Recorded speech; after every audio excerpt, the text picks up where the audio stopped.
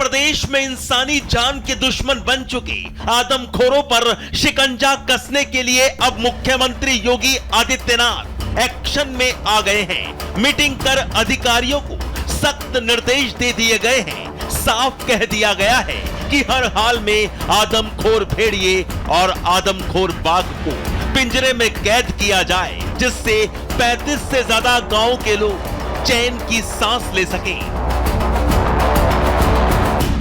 Meeting में मुख्यमंत्री योगी ने पुलिस प्रशासन, वन विभाग, स्थानीय पंचायत और राजस्व विभाग को लोगों के बीच जन जागरूकता पैदा करने की भी जिम्मेदारी सौंपी है।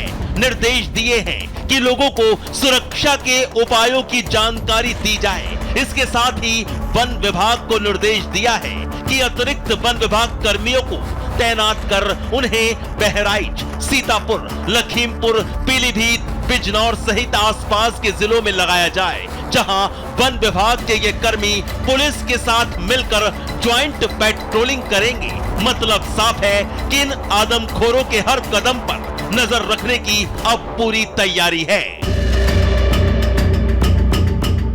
इतना ही नहीं, मुख्यमंत्री योगी ने अपने अधिकारियों को भी अलर्ट रहने के निर्देश दिए हैं।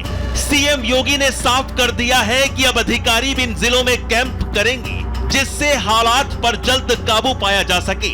सीएम योगी ने वन्य जीवों के हमलों में मारे गए लोगों और घायलों को भी हर संभव सहायता उपलब्ध कराने के निर्देश दिए हैं। मतलब साफ है कि सरकार हर स्थिति में लोगों के साथ खड़ी है और अब उम्मीद है कि इन आदमखोरों की वजह से मौत के साए में रहने को मजबूर लोगों को भी जल्द राहत मिलेगी। Bureau report, Republic Bharat.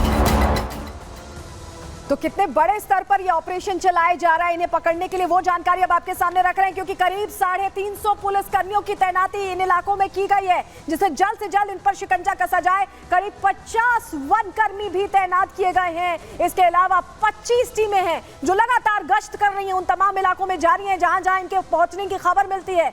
4 पिंजरे लगाए गए जिनके जरिए इन्हें पकड़ने की कोशिश है। और सर्च ऑपरेशन के लिए देखिए टॉप एंगल से तस्वीरें देखी जा सके, इसके लिए 10 ड्रोन का इस्तेमाल किया जा रहा है जिससे इन्हें ट्रैक किया जा सके। थर्मल ड्रोन से भी निगरानी की जा रही है जिससे कि इनकी क्लियर इमेज मिल सके।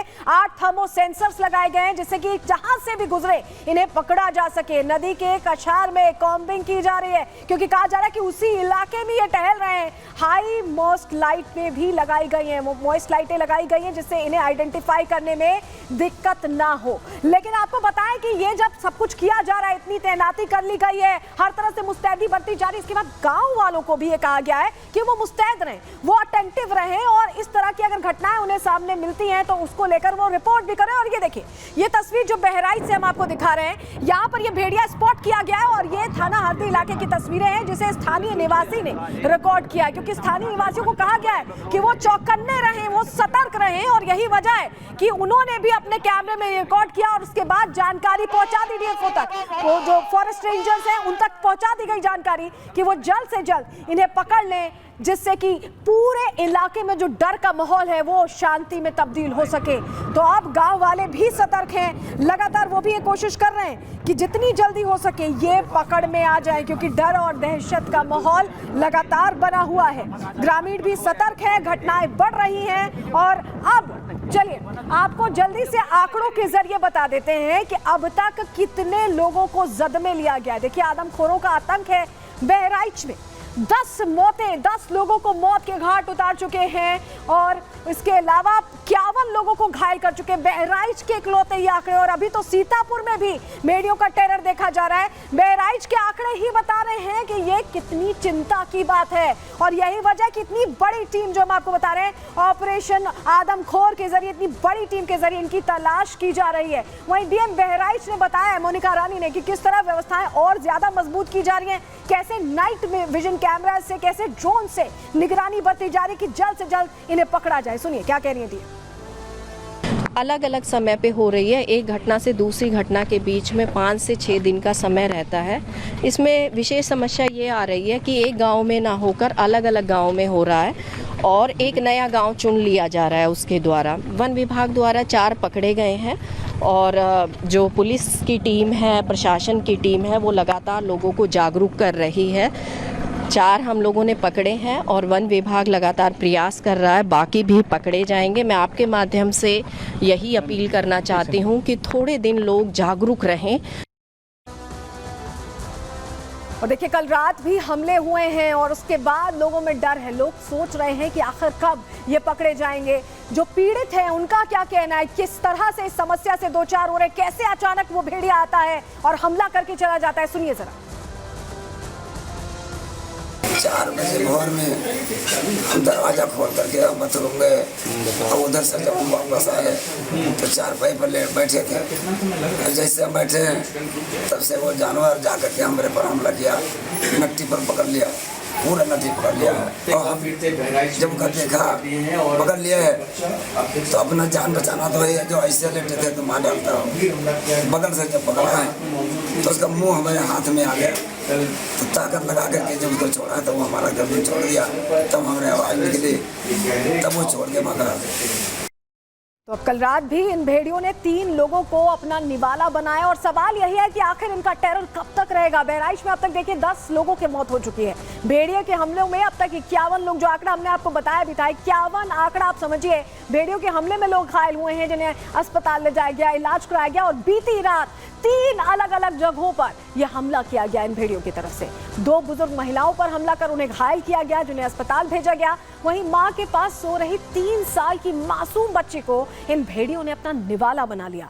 3 साल की बच्ची का शव गांव के बाहर मिला है। सीतापुर में भी एक मासूम को नोचकर घायल कर दिया, जख्मी कर दिया। और ऐसे में बहुत तेजी से कोशिश ये हो रही है कि इन्हें जल्द से जल्द शिकंजे में लिया जाए, इन्हें पकड़ा जा सके। क्योंकि देखिए 35 से ज्यादा गांव हैं, 35 से ज्यादा गांव हैं जिनकी जद में ये लोग हैं और ये भेड़िए पूरे इलाके में घूम घूम कर शिकार कर रहे हैं, लोगों को जख्मी कर रहे हैं। और तेजी से कोशिश ये हो रही है कि इन्हें पिंजरे में कैद किया जाए। रिपोर्ट आपको दिखाते हैं।